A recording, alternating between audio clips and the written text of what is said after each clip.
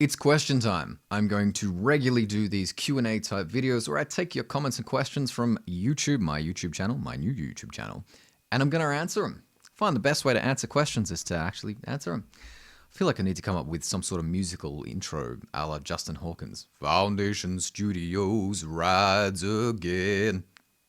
That's already taken. So, Jesseniberg, 1360, correct me on your name, my apologies, has asked me, do you have any advice for the song Call Me a Dog? You guys know I love Temple of the Dog. Early Chris Cornell singing was fantastic. I can't hit the high notes in the chorus without pushing or straining, while the verses are really easy. I think I'm a tenor and have tried your vowel modifications, but I can't make them work for me. It's a really, really good question. This chorus in particular is fraught with potential issues, especially the I sounds on my and time. So as we are singing this, sorry, I'm just looking up the chords while I'm doing this. So, trying to be safe from the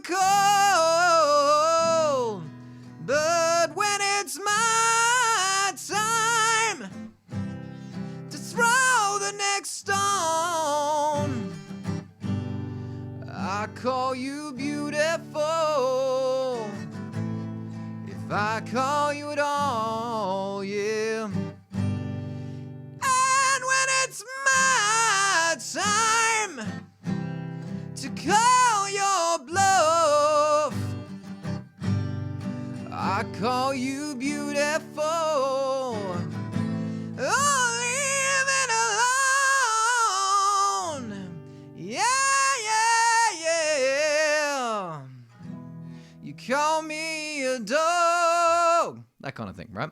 So on those I sounds, so, but when it's my, the second you sing my, you're screwed. You'll notice it's not really a vowel in singing. If you're doing vocal training or you've done courses or you look up vowel modification charts, there's not really a defined I sound in singing.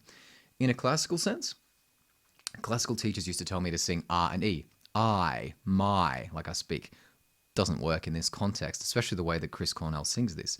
So what you want to do is very slightly go towards an ah, like the word cat, not an eh, but an ah, so a back vowel. And we basically want to sing ma, tam. Think about like a Texan type accent. Tam, it's tam.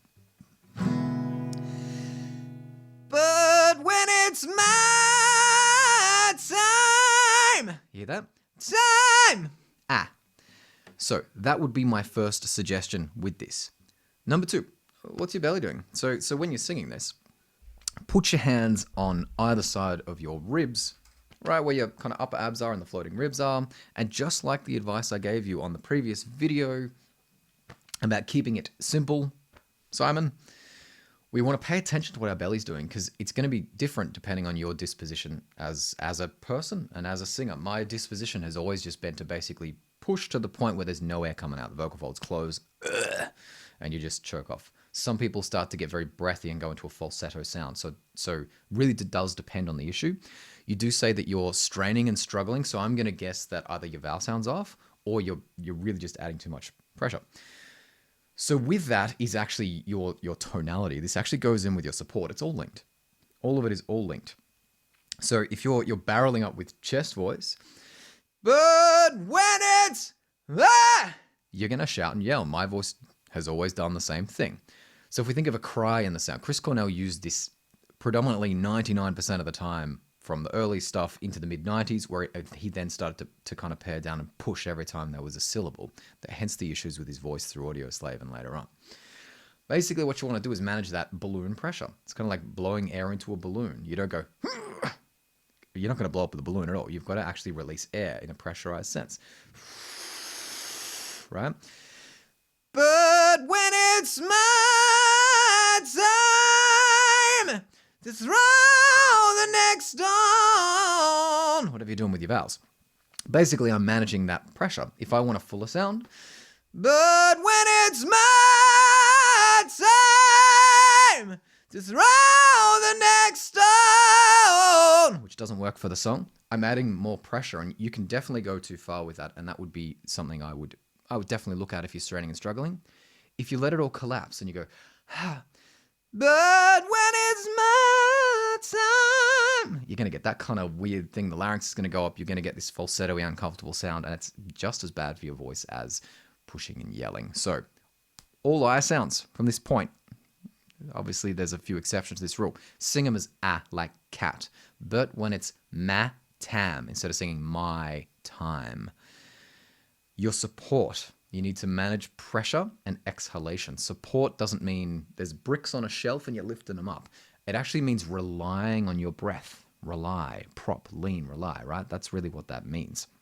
You need to use your breath to sing with. You sing on the air. You sing on the breath. The idea that you support by pushing is a misinterpretation of what that really means. Finally, we have the tone of your voice. And this does depend on your voice. So obviously this is high for me. Right, I'm definitely not a tenor. This is not natural for me. I remember the first time I learned this song. We're talking 15, 20 years ago.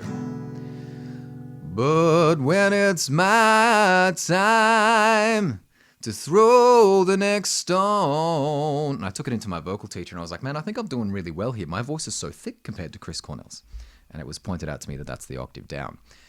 The tone of your voice depends on the register, and the register is defined by the vowel, and they're all linked, and there's kind of a defined way to do it. So I would play around with two things. Either just first going for a bit of a young sound. You know, if I'm singing Free or Paul Rodgers or something like that, I'm pretty much just going to go for a young sound. So, you know, all I need is a friend, someone to give me a helping hand. For me, this is very young. For you, this might not be high enough. As I'm going higher than that, the more Chris Cornell type stuff, I'm adding a cry to the sound. And what this does is this stretches the vocal folds using the CT muscle. So, but when it's my time, if I do that cleaner for you, my time to throw the next stone. That stretches really your pitching mechanism beyond probably E4, something like that, maybe slightly higher if you're a tenor. Get your vowel right. Use a for your I sounds. Work on your support. Work on releasing air without collapsing. Work on, kind of holding back air with the diaphragm, without choking as well.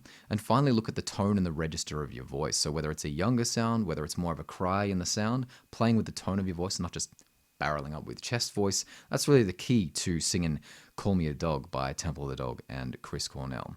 I'm going to be answering more of these questions in subsequent videos, so keep them coming, and I'm going to do my best to answer these as in-depth as I can. You can hit the subscribe button if you really want. Talk soon. Maybe.